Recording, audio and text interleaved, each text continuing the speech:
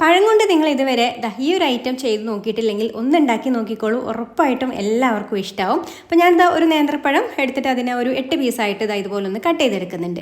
പിന്നെ തേങ്ങ ചിരട്ടയിൽ നിന്ന് ഇതുപോലെ ചെറിയ കഷ്ണങ്ങളായി എടുത്തതിന് ശേഷം അതിൻ്റെ ഒരു ബ്രൗൺ കളറിലുള്ള ഭാഗം ഉണ്ടല്ലോ അതൊന്ന് ചെത്തിക്കളഞ്ഞിട്ട് മിക്സിയുടെ ജാറിൽ ഇട്ട് കൊടുത്തിട്ട് ഒന്നങ്ങ് പൊടിച്ചെടുക്കാം. ഒരുപാട് ഫൈനായിട്ടും പൊടിച്ചെടുക്കരുത്, അതുപോലെ ഒരുപാട് വലിയ പീസും ആകരുത് കേട്ടോ. ഈ ഒരു രീതിക്ക് അന്നങ്ങ് ക്രഷ് ചെയ്തെടുത്തതിന് ശേഷം ഇതൊരു ചൂടായിട്ടുള്ള പാനിലേക്ക് ഇട്ട് കൊടുത്തിട്ട് ഒരു മീഡിയം ഫ്ലെയിമിൽ വെച്ചിട്ട് ഒന്ന് റോസ്റ്റ് ചെയ്തെടുക്കാം. ഒരുപാട് കളറൊന്നും ചേഞ്ച് ആവരുത്. ഇതൊന്ന് വെള്ളം വറ്റി ഒന്ന് ഡ്രൈ ആയി വരുന്നത് വരെ റോസ്റ്റ് ചെയ്തെടുത്താൽ മതി. അതിനുശേഷം ഫ്ലെയിം ഓഫ് ആക്കി ഇത് വേറൊരു പാത്രത്തിലേക്ക് മാറ്റി വെക്കാം. പിന്നെ നമ്മുടെ വുഡൻ്റെ കട്ടിംഗ് ബോർഡ് ജോയിൻ്റ് ഒന്നും ഇല്ലാത്ത കട്ടിംഗ് ബോർഡ് നിങ്ങൾക്ക് ആവശ്യമുണ്ടെന്നുണ്ടെങ്കിൽ സ്ക്രീനിൽ കൊടുത്തിട്ടുള്ള ഈ ഒരു നമ്പറിൽ ഒന്ന് വാട്സപ്പ് ചെയ്താൽ മതി കേട്ടോ.